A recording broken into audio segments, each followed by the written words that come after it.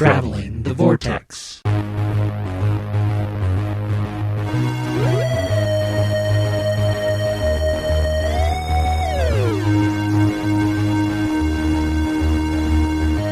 We've joined all the doctors as they travel the vortex and arrive at episode number 372.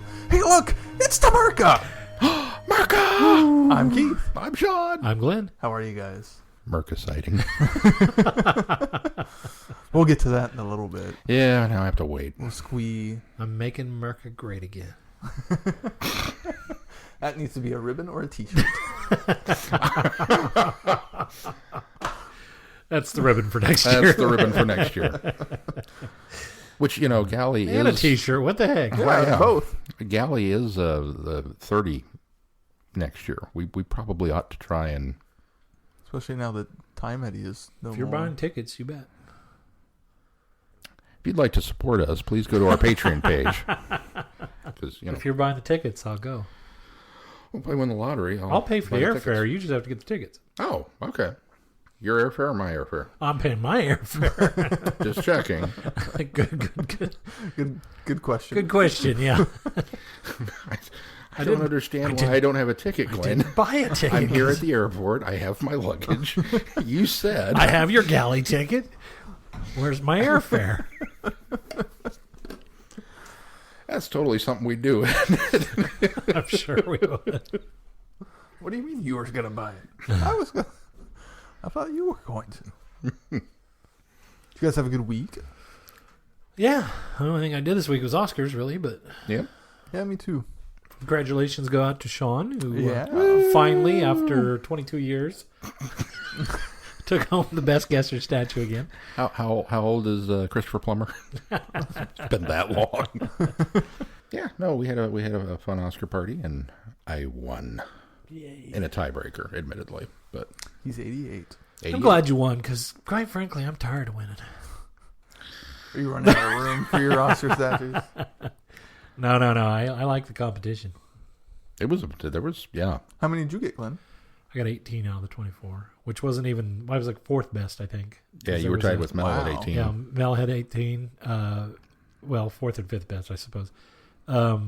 Because then Lori had 19, and you and Corey both had 20. I had a 13, which was pretty respectable for me. That's not bad. That's not bad at all. I finally saw Get Out, which was really good. And then Mel and I today went and saw Annihilation. How was that? It swings for the fences with some really big science fiction ideas. I don't know that I liked it. It left a lot of ambiguity, which normally I appreciate. I don't necessarily need to be force-fed everything. But this one was really kind of just, guess what happened? make up your own ending. And it's kind of like, Did you ever see Solaris, the Clooney remake? Reminded me a lot of Solaris. But other than that, we didn't do much. Okay. No, we didn't do much either. Let's move on to news. In the news, we have some sad news to start off with. Peter Miles has passed away. Aww. Yeah, at the age of 89. Which, he lived a nice long life and appeared in three stories of Doctor Who. He was in Invasion of, in the Silurians first, and then the Invasion of the Dinosaurs, and then finally Genesis of the Daleks. Niter. I have to be honest, that news hit me particularly hard. Well, I mean, I suppose as hard as a bit character in Who can hit you. But I think it was partially because I don't know that I knew that Niter was still alive. Oh. So, like, he was already kind of off my radar. You say bit player, but he was over 14 episodes. Yeah, I mean. That's just trying to do math off the top of my head. Well, when two of them are Pertwees, that doesn't count, because those are automatically 7, 6, 6. Yeah. But you know what I mean. 20 episodes. You know, it's not like he was a companion or anything. But. Yeah. Well, he was a companion. He was Davros' companion. Henchmen. Oh, that's what they're called. That's right. Slight difference. They like that better than minions. Let's move on to some happier news. Sure. Although I don't know how much happier this is either. After 14 novels, Candy Jar Books announced the conclusion to the ongoing Lethbridge Stewart storyline. Well, it is happy. That's good news. It brings the series story- full circle. Now, the Lethbridge Stewart The line will continue, This isn't the end of the line. Every This is end the is a end of new the beginning. story arc that began Yes. in The Forgotten Son. Yes. And But so they are going forward in different directions Yep. post this. I am looking forward to all of it kind of drawing to a close and tying up some, I say tie up loose ends. I don't know that there are any loose Just ends out there, but I think Tie it all together. bringing the chapter to a close. Yeah. The Man from Yesterday, written by Nick Walters. So we're not going to get a phase 3? Is that what you're telling me? Isn't this like phase It's 7? like is it 7? No. I don't think it's this would be phase 4, right? If you call them by seasons, but 4 I or just 5. we went through all of this up to. This is 4, I think, isn't it? I can't No, maybe remember. this is 5. How many different colors are there? This one's kind of tan. That's just This one's yellow, isn't it? Yellow Because the with first tan. one was tan. Was like Mustard. a beige. I This guess. is this is much more mustard. Yeah. Yeah, it must First be. one was beige. I can't believe we're going through the colors of these. First one was beige. The second one was blue, right? The third one was purple. No, there was one in between there. There was a green There was a green. because and we then had kind of that split green, season. and then purple, and then, we might be on 5. Then you might be right, Keith. Because it's post Havoc Files 4. Well, yeah, that starts off that was this color this time. Yeah, it was Havoc Files 4. Okay, so if you're counting Because that, Havoc Files always ended the season. No. Yeah. Well, Yeah. they were always at the end of that season, but they started the color of the next coloring of books. Regardless. I make one comment. I'm backtracking and retracting it. I'm taking it away. Let's move on. This is series 5. Okay. Phase 5. Phase 5. I was meaning in regards to Andy's book, we called the Avengers of the Lethbridge Stewart verse. So to my mind, we're now in phase 2, but that's okay. You have your colors. Oh, and your I have to discussion. cut. I have to cut it because you bumped the mic again. Because you bumped the mic. So You don't like that? Well, that's what I'm going to start doing. This conversation bores me. So it may be the end of the story arc, but it's not the last novel because there are others that are coming out later that take place before this. So, wibbly wobbly timey-wimey. I'm glad you've explained that because I was genuinely concerned. Like, what do you mean it's over?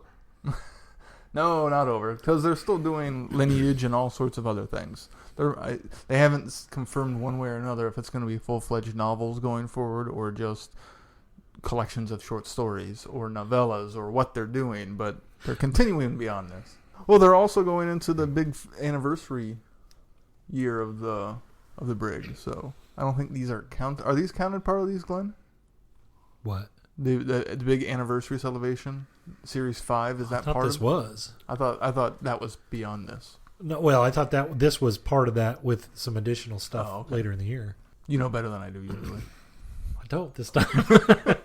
I thought this was part of that. This book already has the greatest first line of a synopsis ever. Lay it on me. Gordon's alive? That is the hands down greatest intro line in the history of ever. You don't even need to read the rest of the synopsis. Insta purchase.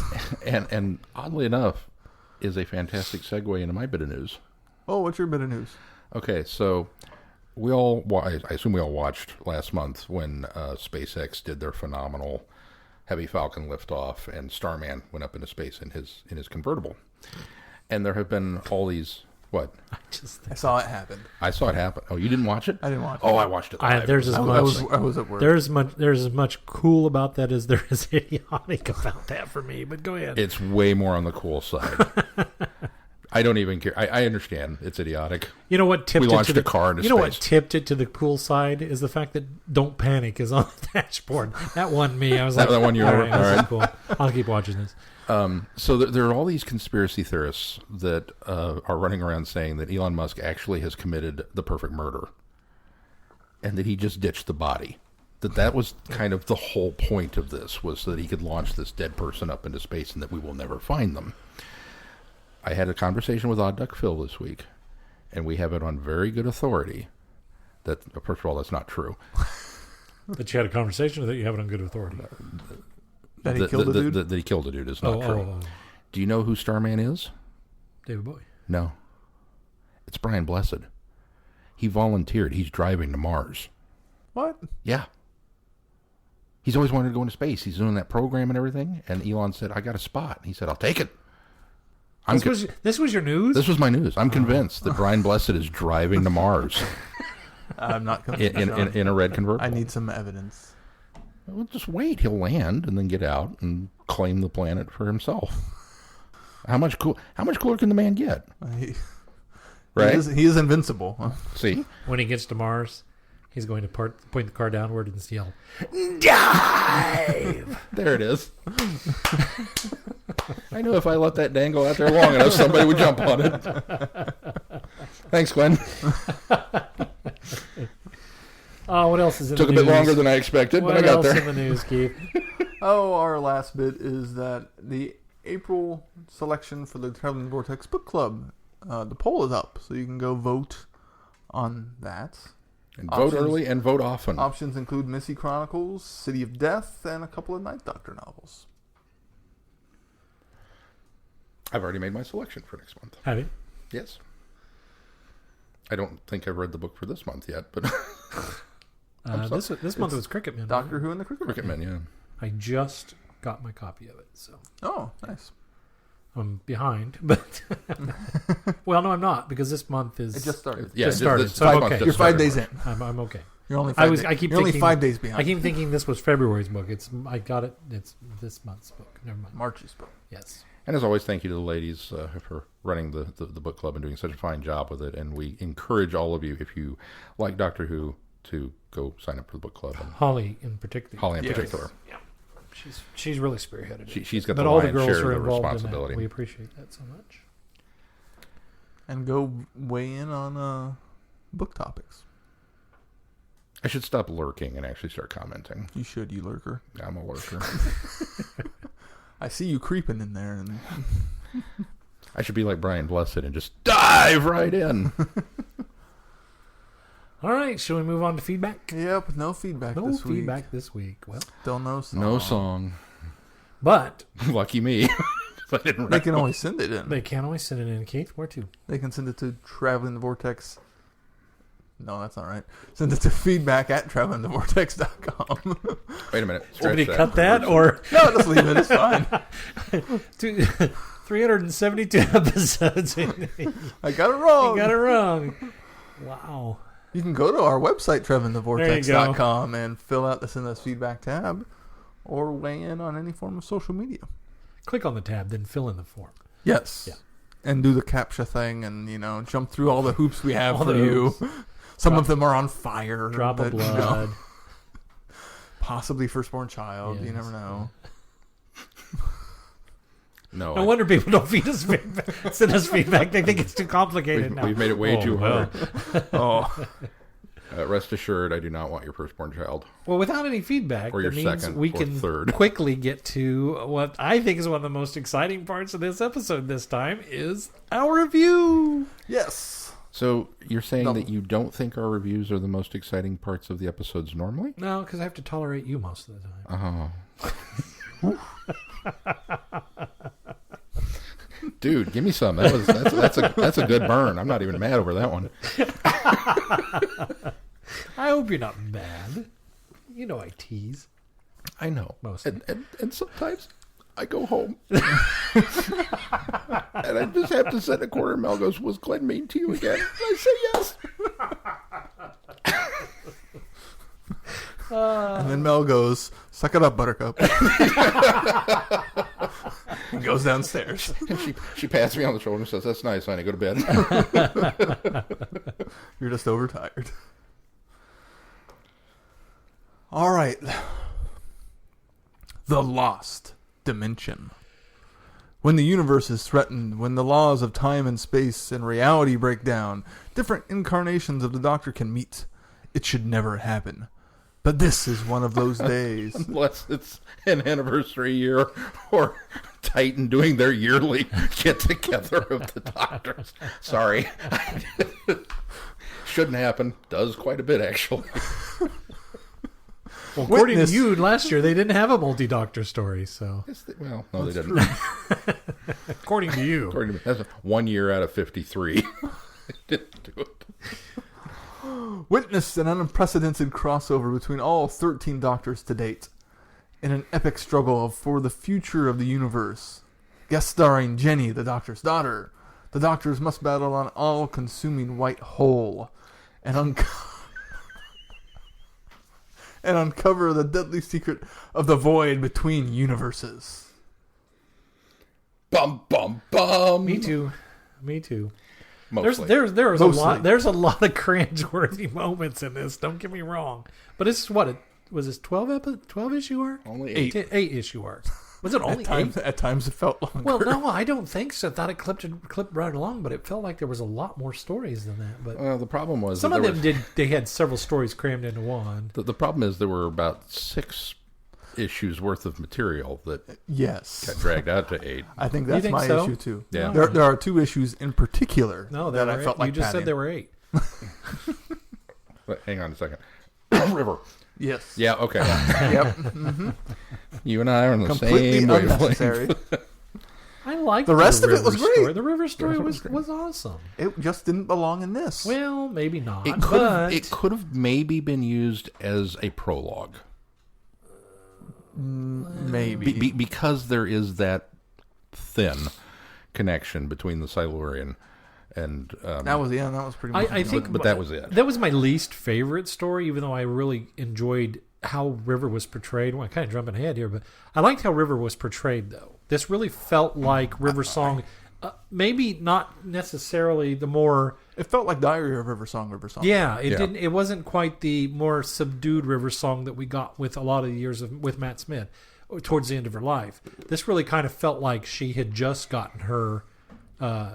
Not her doctorate, but and she had just gotten her, Released from prison. She released from prison, yeah. Well, it felt And more so- like post Let's Kill Hitler River, like just after that episode, maybe. It felt like that, but this isn't where it would have been said. No, but, I Yeah, mean, she just- already had her done. but it was really more the rough cut rogue River Song, and I thought that was nice because Husbands of River Song. It's Big Finish's River Song. But of that, yeah.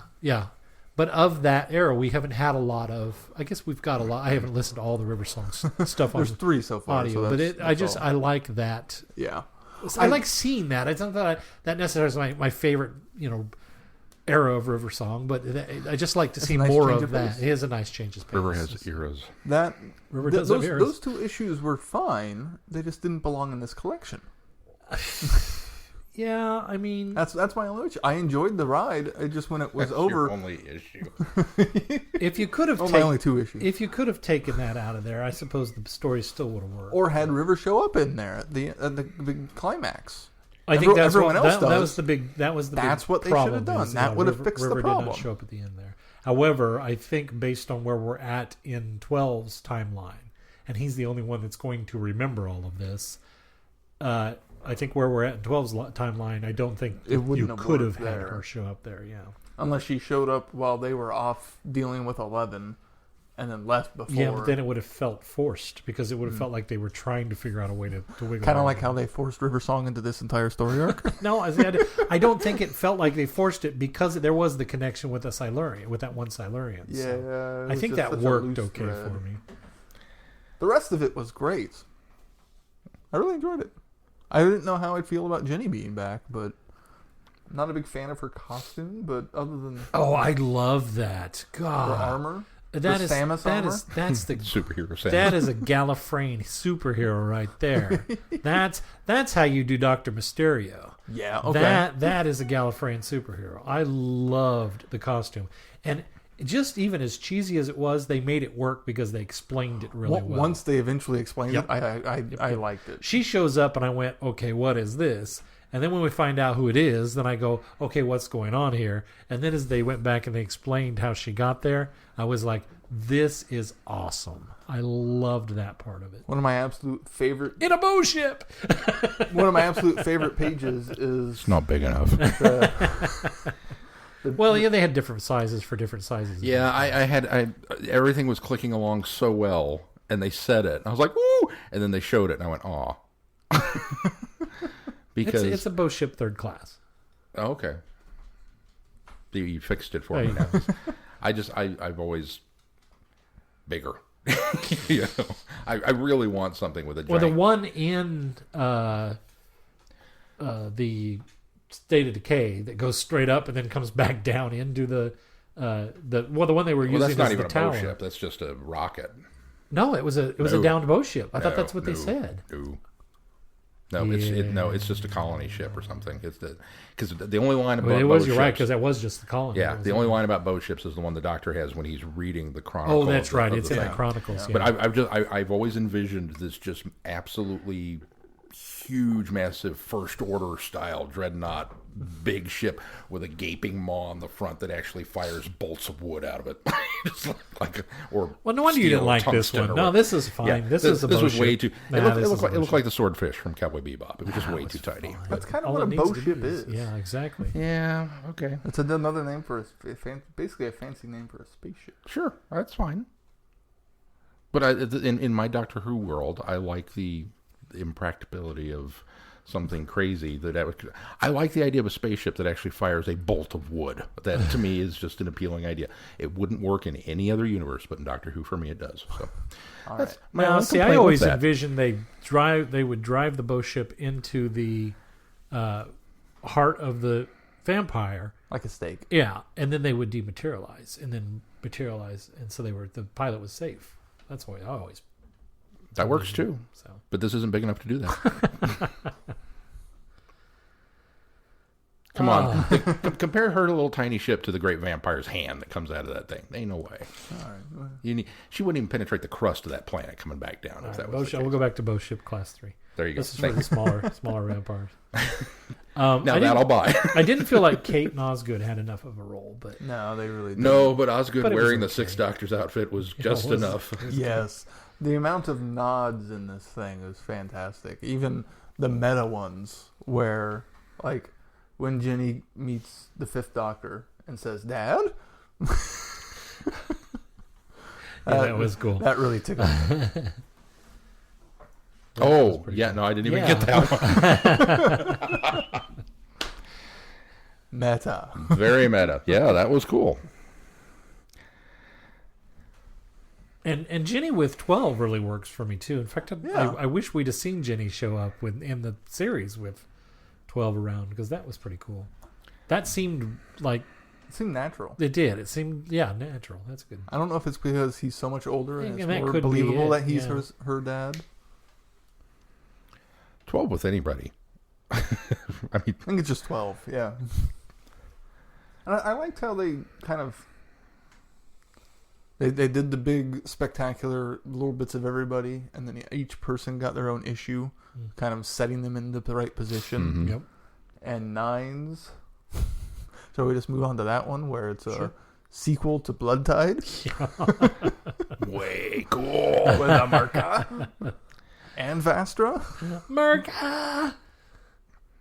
Yeah, that was pretty cool, that they're all isolated there, and Vastra's trying to find the colony, because she's heard rumors, and then she's mad at she's genuinely mad at the Doctor for not telling her that they were there. And then when he discloses why he was withholding it, I thought, okay, because it really made him seem like a real jerk. I mean, and he can be a bit of. I mean, Nine has always kind of had that jerk quality to him, but when they get to the point where they explain that it's because they've kind of isolated themselves because of the disease. As soon as they landed on the island and the classic Silurian showed up, I thought to myself, wait, I actually went and looked up when Blood Tide took place to see if they were close to each other year-wise, because I thought, oh, this could be a sequel. And it was. I when the MYRKA launches out of the water, and it's kind of a shame that's the only view. Yeah, but it's so awesome. It's almost a whole page. It's nearly well deserved, the whole page. Yeah, its own panel there. It's just got to cut one other panel at the top. I tend to, at times when I'm really, really into the story, it becomes a page turner, quite literally, and I kind of tend to gloss over the artwork because I'm so invested in what's happening. As you should. And that happened. And I had turned the page, and then some little tickle in the back of my brain went, wait. That was not just a sea serpent. Go back. And so I went back and looked and went, like I literally did a double take. It is. It's the baby MYRKA from Blood Tide. That's the big MYRKA from Blood Tide. The baby MYRKA is the one that we got to see in Warriors of the Deep. That's what they had established as. That's right. Yeah, that they actually grow to that size in Blood Tide, whereas we saw an immature one. We just got the immature one in Warriors from the Deep. Yeah. But yeah, very, very, very happy with that. And the whole rest of this issue is really good. This is one that's very well laid out. And the Fourth Doctor cameo. Yeah. And the voices are right throughout it. Yeah. The doctors all sound like their incarnations. The companions all sound like their incarnations. And I was a little concerned when everybody started piling up on top of each other how our established canon of comic companions was going to stack up against the television companions.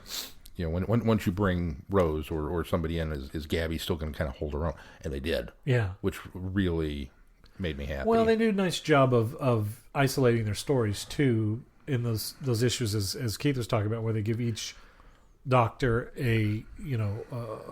their own issue as well.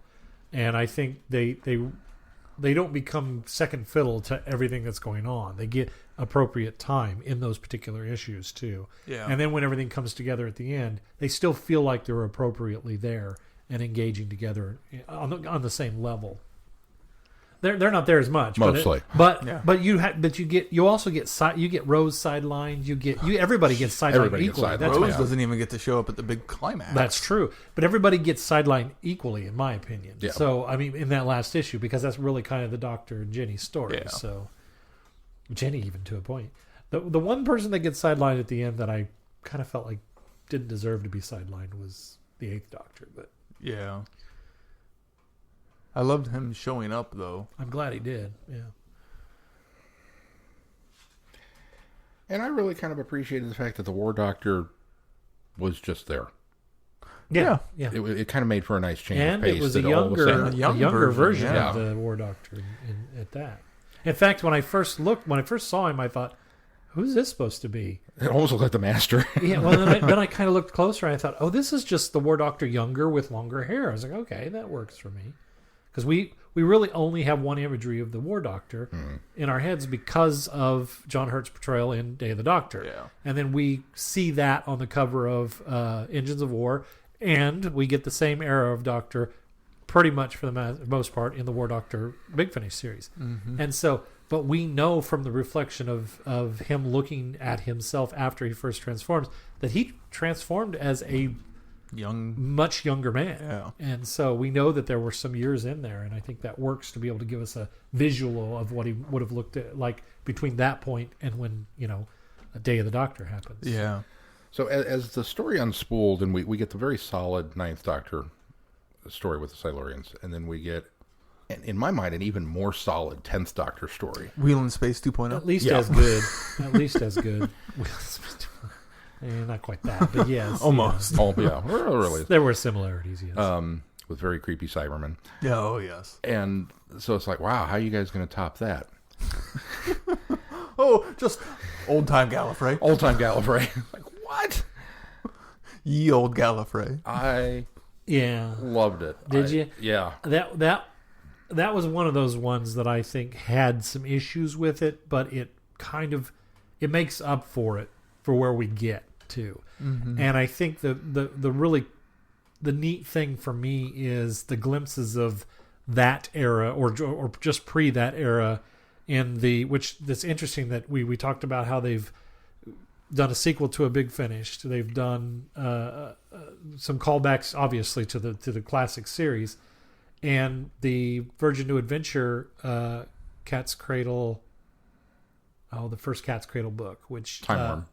No, not Time Worm. That was a Time Worm. That was another series. Oh. No, Cat's Cradle was the first. Longbarrow. No. I'm just throwing out titles. Well, stop because you're jumping. That's it. Time's Crucible, which has a lot of reference to Rassilano when he first becomes president in the early days, and they're talking about a lot of these same things. There's almost, this is almost a sequel to the elements set up in that as well, or at least a continuation of the elements set up in that. So I thought that was pretty cool too. That they've really done their homework and they've really farmed into all of the Doctor Who lore in order to develop this really, really well put together story, all the way down to the fact that this even links to not all the New Adventure stuff dealt with that. Some of the early Doctor Adventures and past Doctor Adventures that when BBC took it back over referred to the Doctor as the Other, and this grabs that and uses a lot of that as well, which I thought was pretty cool. That was the beauty of it. Sigma and Theta Sigma, is when he lands and we're here in ancient times and ancient Gallifrey. It's like, oh, how is this going to work? And we're not going to interfere. We're going to completely stay out of history's way and be very quiet about it. And so you get several pages with nothing really happening other than these little glimpses into, the world. And it just got to the point where it was like, well, okay, so what's going to happen? And then it happens. And it happens in the most spectacular blow-up imaginable. Because the Doctor doesn't just meddle. He doesn't just... he inserts himself in the middle of things. Despite his best efforts not to. That. And, oh, look, there's Rassilon. And that just was like, wow. Yeah.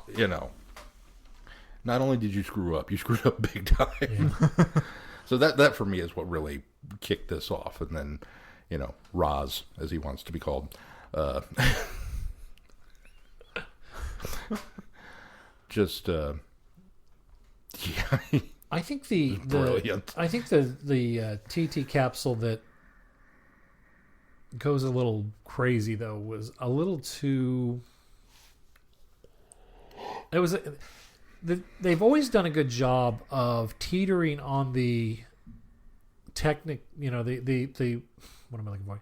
The electronic. That's not even what I'm looking for. Not making the TARDISes too organic. You know what I mean? Mm-hmm. Not too creature-like, not too biological. They've always had that essence of that. They've always done a nice job of melding the non-biological and the biological, I've always felt. There have been some missteps in the past as far as making it a little too organic or symbiotic. I think they did that here, especially with the whole wrestling the thing down like it was a young bucking bronco colt. I kind of bumped on all that too. That I had a problem with. I can see that. I liked the idea or the concept of what they were doing there, but to me it was a little too cartoonish, a little too... It got a little silly for me. So that's why that particular story, while there were a lot of elements of it that I liked, there were pieces of it that I felt were a little maybe too kitschy. So...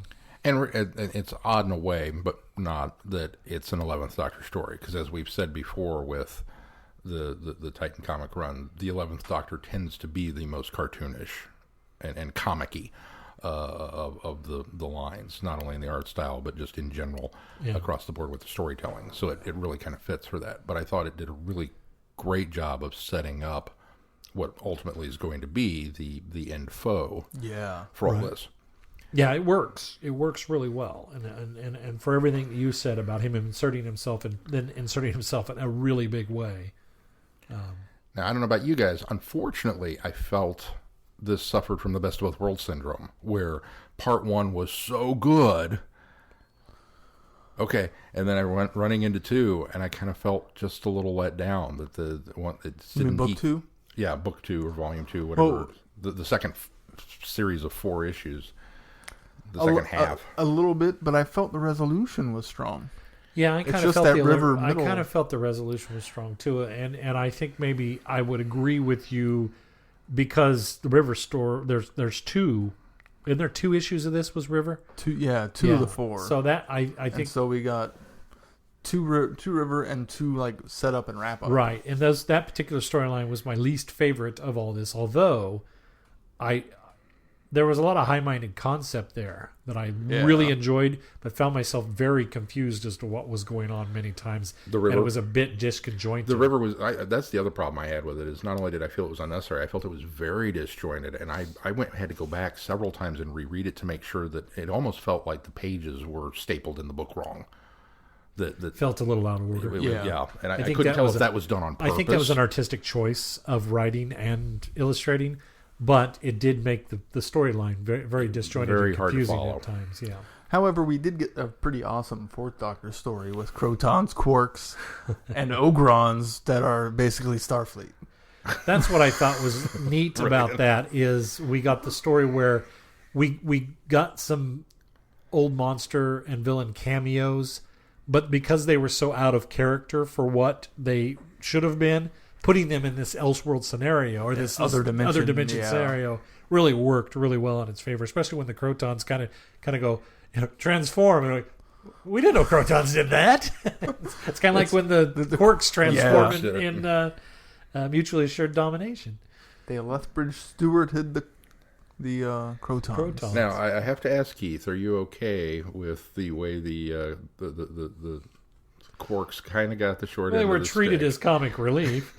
Yeah, because it was against Crotons. So, I mean... That made it all right? Yeah. I would have rather the roles been reversed, but Because I worried about you, because you kind of got double whammied, because you had the Cybermen acting out of character in the first set. Well, but that was really kind of cool. But you it have to was. admit, because they were being... Oh, and there was still the virus and everything. Right, so they were being overtaken Yeah. by that the white void virus.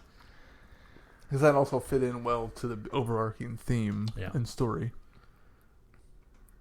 I love how when the Doctor basically convinces them that he's the greatest and that's why they're going to have to take off, which I thought was a little hokey. But hey, it's the Fourth Doctor, so I was okay with it. Although I wondered many times why didn't the Doctor just use that tactic anytime he was trying to chase a foe off. But I do like the 11th Doctor before it worked. Yeah, well, that's true. Yeah. But I do like the Ogrons are like, a sudden crisis demands our immediate attention. Yeah. And the Crotons are going, prepare for departure. This is not a retreat. And the Quarks go, Quarks, run away now.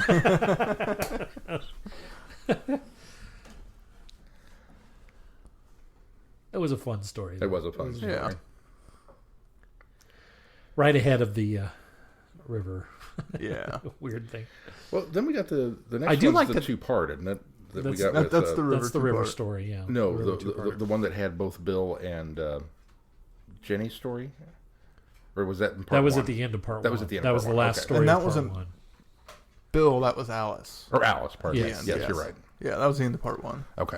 Which we kind of covered but it was nice seeing what she was going through, what she went Right, through. that was Jenny's on the story, way there, basically. The Yeah. backstory of what led her up to where Getting she's the at suit right and now. boat ship and all that. Getting super, when you get to that. And I even like the fact that, I mean, the little patches, they're pretty much you just... That she added them on there. Well, it was the patches I got the impression was on the suit, but they're blank. And you Yeah. program them with whatever you want on them, what insignia Yeah. you want. And that's what she used. Seal of Wrestling. That was cool. No, following this story, then following this one was the River Two-Parter. The Fourth Doctor story after that was the River Two-Parter. Which, again, a lot of high-minded concepts. I like the idea of that there's this human Zygon, like hybrid or half-breed Yeah. that is, I mean, he remarkably looks human and Zygon at the same time, which I thought was kind of cool too. He's got the suction things here, but he's got hair, and that was kind of a unique thing. I'd never seen anybody tackle something like that before, so that was kind of cool. River putting him in danger to. I guess I didn't quite get the people on the planet. They were supposed to be. They were speaking Silurian, but they didn't look Silurian. So They weren't Silurian. They were human. Okay. They were human. The Silurians had quote unquote enslaved them. Oh. And See, that's why they were trying to get away when they felt that they were being lied to, because they were riding the reptiles and everything, but they felt like they were being lied to by what's his name, that was The Three-Eyed Raven. the three-eyed raven. right yeah, pretty much. It was like he had tamed the primitives kind of type thing, and they felt that they could finally rise up when what's his name, Wallace, what was the kid's name that was going for his senior thesis? What was his name? It started with a W. Willard? Wallace? William? That guy. Wildar. Wildar, that's it. Wildar. And then, of course, he takes the leader gal to see the ship, and so that she'll believe that they can really escape from there. So no, they were supposed to be human. Yeah, it just, like I said, I almost would rather have. They could have really split that off into a little 4-part River miniseries and really fleshed out those ideas and done something cool with it, because it felt like such a sidestep for the action at hand. And coming off of the Fourth Doctor episode, which in, typical Fourth Doctor Romana 2 fashion is kind of a ludicrous episode in and of itself, we've already had a sidestep. So this just felt like one extra out of the way now. Yeah. Like I was stopping for gas, and then I decided I needed 3 cheeseburgers from 3 different restaurants before I got back on the road. And it was just like, oh, hurry up.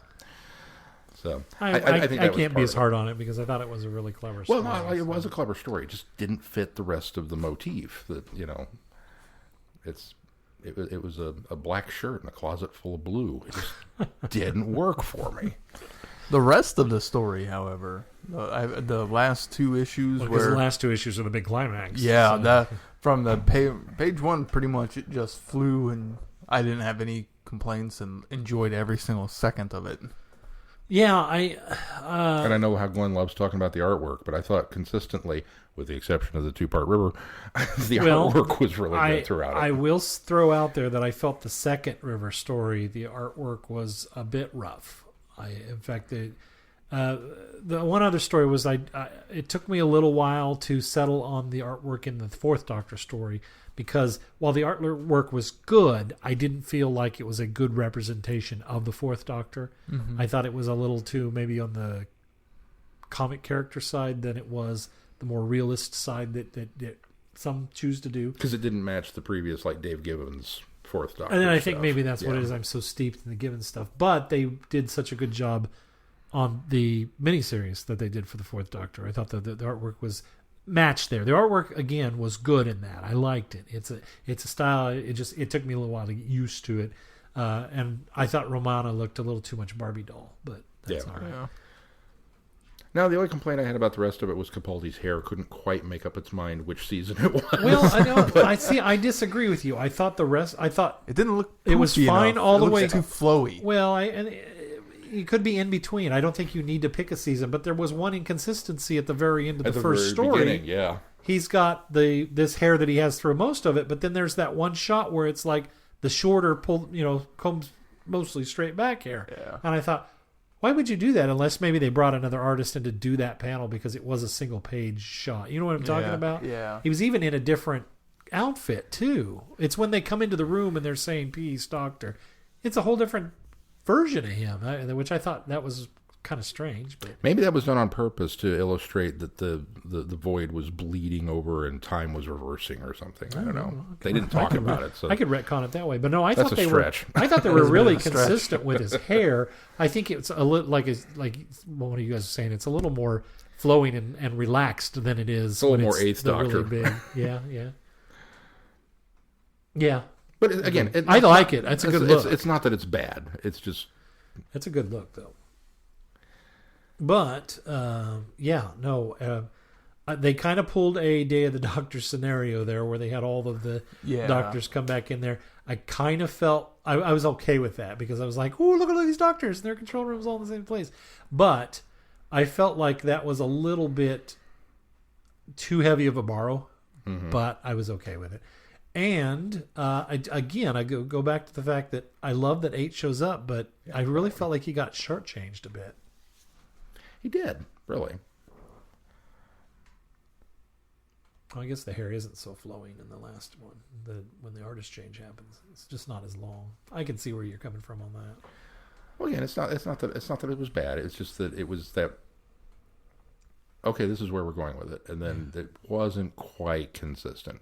Yeah, that's but again. It's I'm a little forgiving on that because when a book changes artists, you're going to have a lot of that difference. Yeah. And there's clearly a change of artists between the second to last book and the third book. Yeah. So. Yeah. Or I'm saying book because we reviewed these in books, but issues, I suppose I should say. And there's some beautiful panels throughout. There really all of the big splash pages were they picked their real estate well. And they don't often give us sideways ones. Yeah, that was which intriguing. was kind of a neat approach to it. And we got that a couple of times too. Quite a few, and especially near the end. Oh, I guess there were 2 alone in that last one. Yeah, you Made it a little harder to read on the device. But yeah, I agree. I think when it came down to it, the end borrowed a little too much from Day of the Doctor, but with an epic crossover of this magnitude. If you're gonna borrow from the best, there's that so too. I'm okay with it. But realistically, when you put them in this scenario, there's really only so many different ways that you can have 13 different characters do something together.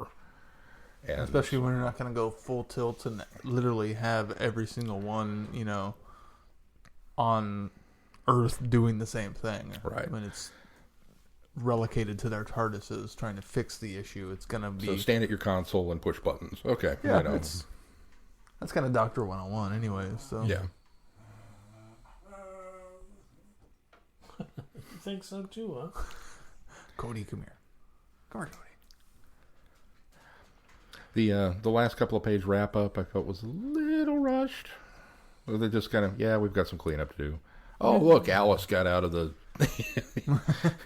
Yeah, I'm okay with it. She's very Doctor-like because she stole a time capsule and escaped Gallifrey from the time lock.